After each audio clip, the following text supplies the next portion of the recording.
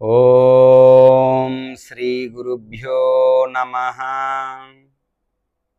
అందరికీ నమస్తే అండి. శ్రీమద్ భగవద్గీత 6వ అధ్యాయం ఆత్మ సంయమ యోగం నుంచి 37వ శ్లోకం. ఆ శ్లోకం యొక్క అర్థం తెలుసుకుందాం.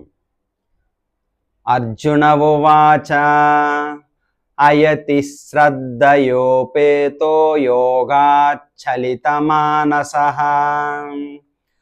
అప్రాప్య యోగ సంసిద్ధిం కాంగతిం కృష్ణ గచ్చతి. అర్జునుడు పలికెను, ఓ కృష్ణ, మొదట్లో ఎంతో శ్రద్ధతో ఆత్మానుభవ పద్ధతిని స్వీకరించిన తరువాత లౌకికత్వము కారణంగా దానిని విడిచి ఆ విధంగా యోగంలో పూర్ణత్వం పొందలేకపోయిన విఫల యోగి గతి ఏమిటి?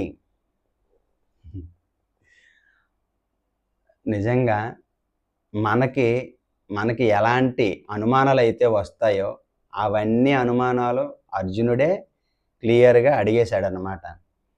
అంటే ఈ శ్లోకంలో ఏమడుగుతున్నాడంటే, పరమాత్మ తత్వాన్ని తెలుసుకుందామని ఆ పద్ధతిని స్వీకరించిన మొదట్లో చాలా శ్రద్ధతో చేస్తూ ఉంటారు.